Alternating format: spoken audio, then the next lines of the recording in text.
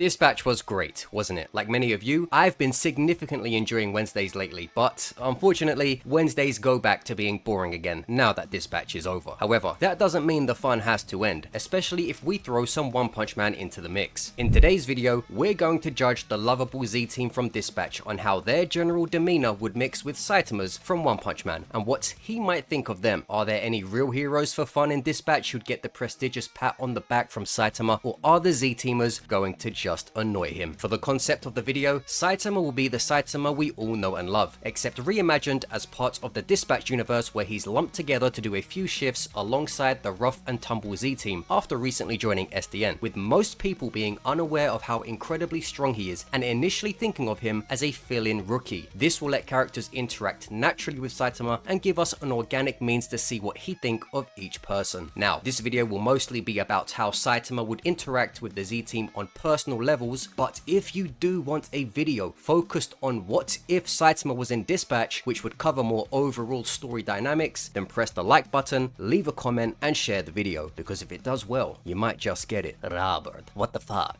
You paired me with someone who somehow looks even more stupid than you do. Do you know how hard it is to shoot fire when his shiny fucking bald head keeps blinding me? Yeah, as you can probably tell, Flambae's antics aren't being put on hold for Saitama. One look at this unassuming caped baldy will likely have Flambae thinking he's about as useful as plastic scissors, while Saitama would probably be deterred from engaging in conversation with him due to a likely disrespectful introduction. He may show some positive interest after seeing Flambae's ability to not only fly, but also shoot eye-catching spirals of fire from his hands, and may even go as far as to compliment him on his flashy abilities, to which Flambae would likely snap back with something arrogant or derogatory in Saitama's direction. Yeah, I know, I'm fucking great. Just shut the fuck up and stay out of my way, okay? Where Saitama then lament to himself about what that dude's problem is and how he didn't even ask to be on this team in the first place. However, sooner or later, between Saitama's inclination to eventually check certain people on what it means to be a hero, and Flambae's fiery habit of threatening or even downright attacking those he has disputes with, it will come to a point where Flambae realizes that while Saitama may look like a joke, he most certainly isn't one. Saitama would no doubt settle Flambae down after taking his best shots, then ask him if speaking down upon and attacking fellow colleagues is something a hero should do, and perhaps he should be less concerned with looking good and more with doing good. A lot of people never get second chances. Are you going to waste yours repeating the same mistakes? And after saying something like that, Saitama would stroll off, leaving Flambae to dwell upon those words, and how he takes it would be up to him. Prism follows, and she might even be more insulting than Flambae. At the first instance of Saitama being introduced to the Z team, as he stands there with a delightfully dumb smile on his face, Prism would show zero welcoming spirit and shout, "Who is this bald bitch dressed like the fucking McDonald's logo? Robert, do you think we need more losers on this team?" To which, while Robert would try to calm the room down, Saitama would be looking at himself and wondering if his outfit really does resemble the McDonald's logo. At first, I don't think Prism's personality would do wonders for how Saitama views her. She's constantly gonna mention his bald head in off-the-cuff manner, and he'd likely not enjoy her company whatsoever due to her being a disrespectful loudmouth who frequently comments on aspects of people's appearance. However, while Prism is the type to get into a scrap, I don't see them ever coming to a confrontation, since Saitama usually makes no attempt to attack women, nor does he sling insults back in most circumstances, unless a whole crowd of people are berating him for collateral damage from a meteor. Prism would unironically start to gain appreciation for teaming up with Saitama when she realizes she can bounce her light off his bald head for unpredictable attacks opponents won't ever see coming, with Saitama making a slightly annoyed face every time his boldness is used as the catalyst for a fabulous light combo. Prism would likely begin to give Saitama his props whenever she witnesses that he's the real deal, but it's unlikely Saitama would think too highly of her strength or attitude, mainly because of all the rude references to his head. Sonar, at least, wouldn't be making many references to Saitama's head, so he may generally get on better with him than the previous two in the more mundane situations. They'd likely not talk a lot to each other, but Saitama probably wouldn't have too much of an idea of what Sonar is talking about when he starts going on about Van der Stank, Harvard, and other things which would make Saitama zone out. Though, if Sonar were to mention to Saitama about what were some good investments to make, he may gain Saitama's attention, although knowing his luck, whatever he invests in will likely fail, and then make him more wary of Sonar whenever he starts speaking about financial opportunities anymore, especially if Sonar thinks of Saitama as an easy mark for not being the brightest bulb around. And while Saitama would probably be in the middle zone for how how he views Sonar out of heroic duty, when in heroic duty, he'd most likely raise an eyebrow. And no, not for when he turns into a big monstrous bat, but for when they bust a drug operation and Sonar starts snorting the cocaine after they seize it. Saitama would probably scratch his head and say, I don't think you're supposed to do that, realizing that Sonar has got a longer way to go to becoming a true hero than he may have initially thought, which wasn't exactly close to begin with either. Still, he'd be impressed that he can turn into a big bat and still talk like a normal person. How interesting. Sonar may get extra points with Saitama if he flies him around a bit too. The Fighting Irishman is next with Punch Up, and this one is actually a little funnier than initially expected. Punch Up is a fairly easy to get along with guy compared to the others, and I could see him welcoming Saitama more than the rest. Saitama would probably appreciate the genuine welcome, and once the two of them were out together on Dispatch, Punch Up, being the chatty fella he is, may ask what Saitama's power is, and when Saitama tells him that he punches things hard, Punch Up would certainly want to know more. It's in his own name, after all. That's where Punch Up would tell Saitama all about how he got his strength and why he's so small, and there may even be some kinship, as Saitama would then in turn tell him about how getting his own strength turned him bald. Think about it, Saitama became strong and paid the price of going bald. Punch Up became strong and paid the price of becoming short. They've got a shared bond in a aesthetic sacrifice for reaching impressive strength. Well, go on, show me this fucking punch of yours then. I'm laughing just thinking about this next part. If they were in a junkyard or somewhere isolated, Saitama would throw out a casual punch and just like that blow everything the fuck away. Punch Up would just be standing there, eyes wide, stunned, and he'd look up at Saitama's bald head, then back in front of him. Fuck me, I think you got the better deal. Overall, Punch Up would be one of Saitama's preferred people on the team, since he's just easier to get along with. He seems to take the Phoenix program more seriously than some others, and they both got the punch thing going on. Coupe, on the other hand, won't likely be too talkative with Saitama. She's a pretty cool cat who sticks to herself, although she's familiar with, which means I don't think they'd be getting into lots of conversation, and would usually have an air of polite professionalism toward the bald head. Going by her own estimations of her abilities and how she views others, it wouldn't be far-fetched for her to think Saitama looks like something of a dork, and someone not exactly powerful, so if they were to ever roll out together during Dispatch, it'd be fun to see her too cool for school type personality get rocked by Saitama casually pulling off the most outrageous feats in combat, while she's trying to piece together how he just punched a gigantic robot into airborne scraps with the greatest of ease. He's standing there with a genuinely curious smile on his face, saying she's really made the most of her skills and how impressive her accuracy is, and asking how her wings work and if the rain makes them rusty. Saitama doesn't go out of his way to get to know people on a deeper level a lot of the time, so it's unlikely he'd know too much about Coupe's business, but he'd probably remind her now and then that while her knives are really cool, she should make sure not to hurt people too much. Just kill robots and monsters, like he does. And if she just abides by that with her skills, she could be a good hero. Whether or not she takes any of Saitama's advice to heart, Coupe likely has enough survival instinct as an assassin to at least think twice about getting on his bad side. One you didn't see coming, literally, is Invisigal. I think their dynamic would actually end up being quite similar to that of Vizzy and Robert.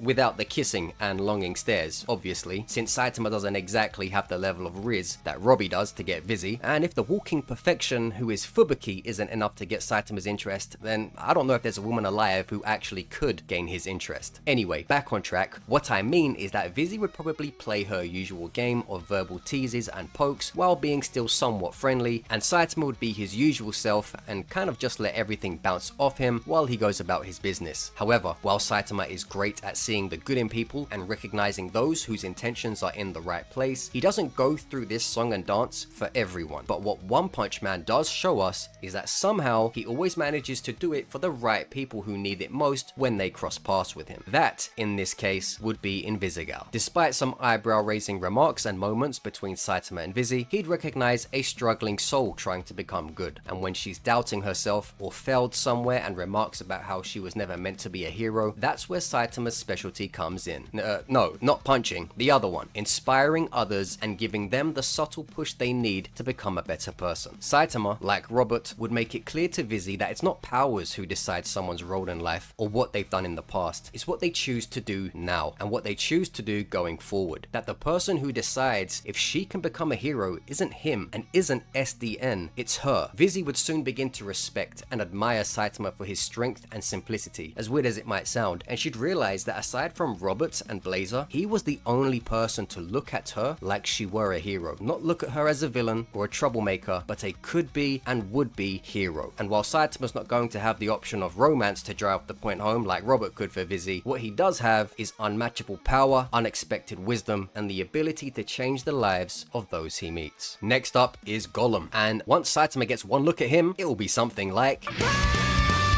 Nah, just kidding. Saitama can tell the difference between monsters and monstrous looking beings, so that wouldn't be an issue. However, personality wise, these do actually match up fairly well. Both are chill, both don't usually cause any problems intentionally, and both are low ego, so there likely wouldn't be any problems between the two of them. With Saitama thinking Golem is pretty cool, and Golem likely thinking the same way, even if not at first. What would be funny is going by Golem's unintentional habit of knocking into other people due to his size. Well, Saitama may very well be the first person Golem bumps into who doesn't move. That's right, Golem will be stomping around the place, and once he brushes against Saitama for the first time, it'll be Golem who stops in his tracks, or even bounces off the baldy entirely. This would immediately get Golem's attention, and he's smart enough to realize there and then that Saitama is not what he looks like. Golem would just look down and eventually say, "You're stronger than you look." And Saitama's face would not change an inch, but he'd just say, "I've heard that a few times." Overall, not a lot to say between these two. They'd be chill, Saitama would think he's alright, and it's not far-fetched for him to believe that Golem has what it takes to be a good hero as long as he stays focused. And if Golem ever drops into one of his depressed slumps, you can already picture Saitama crouching down next to him and encouraging him in that monotone voice to get back into the game. Saitama and Malevola would have the opportunity to be pretty funny. The moment he sees her opening portals, he'd get an innocent and thoughtful smile on his face, only to ask her if she could open a portal to the nearest supermarket when they're done, so he's not late for the mega sale. Malevola is likely used to people either fearing her due to her appearance and powers, or being wary of her. And here's a guy who's asking to use her demonic powers for transport to do grocery shopping. If she's actually able to do this, Saitama will legitimately tell her that her powers are awesome. As we know, Saitama loves stuff which improves his quality of life or helps to solve inconvenient problems for him. Malevola will probably find it hard to gauge Saitama completely since he's such a simplistic guy. She's charismatic and capable, so she's no stranger to dealing with people, but Saitama's humble, deadpan nature mixed with his basic-minded interests would certainly make him hard to get the grasp of completely, especially once she sees how powerful that punch of his can be. They'd likely not ever have any reason to fight each other, but if she ever did try to tangle with him early, like with Invisigal, which was Vizzy's fault really, then she'd find out that portals, demonic swords, and anything else won't have any effect on old Saitama. Yes, imagine her face when she opens a portal one day and he says it's in the wrong place, just for him to then grab it with his hand and move it to the side. Did you just grab my portal? Either way, Malevola is one of the more supportive and mature members of the team, so I'd be able to see Saitama thinking positively of her, especially if she opens portals to the supermarket for him. We now reach Z-Team's late joiners. Since they joined late, I'll stick them at the end. Waterboy would be bumbling around Saitama like he bumbles around everyone, although Saitama wouldn't make fun of him for it. If anything, Saitama would just genuinely say it's nice to meet him, that he should relax, and he looks forward to working with him. He would instantly recognize that Waterboy is someone who means well and wants to do well. The good guy that Saitama is, he's not afraid to go a little out of his way to make someone feel better if he feels they need it. And while he'd recognize that Waterboy isn't the toughest or the most skilled hero, he'd always give Waterboy the pat on the back he needs. Win or lose, he'd save Waterboy, and with that genuine smile of his, he'd tell him, "Nice try, keep working hard." Saitama loves hard workers, after all. And then we have Phenomaman. Under these circumstances, he'd meet Phenomaman when he's down in the dumps, but immediately he'd say that he recognizes him from the TV commercials, and that's nice to meet him. Then he'd realize that he's kind of depressed, and after listening to Phenomaman, he'd just be like, "Yeah, that sounds rough." Saitama's not the best with relationship advice, but Phenomaman would say, "Thank you, average-sized man of bald head. Speaking to you made me feel better." And Saitama would say, "That's okay," but then mutter to himself, "Why did he need to mention my head?" For Phenomaman, once he realizes how how strong Saitama is, it'd probably both shock him but also provide him with some kinship. For as long as he can remember, he's probably been the strongest hero of all, and now he finally has met someone who is stronger than everyone else too. I can imagine once this happens, Phenomaman may actually start to hit up Saitama a bit too often, always wanting to go somewhere or hang out with Saitama, to which Saitama might start to feel a little awkward and could even begin hiding from Phenomaman since he talks too much. Saitama doesn't like being overly bothered, and once Phenomaman views him as a kindred spirit, he may start hugging Saitama, who probably wouldn't want that to happen too much. And finally, this brings us to Robert, but not as Mecha Man. No. Given this video's specific situation, it means Saitama will only know Robert as his dispatcher, the guy in the office who tells him where to go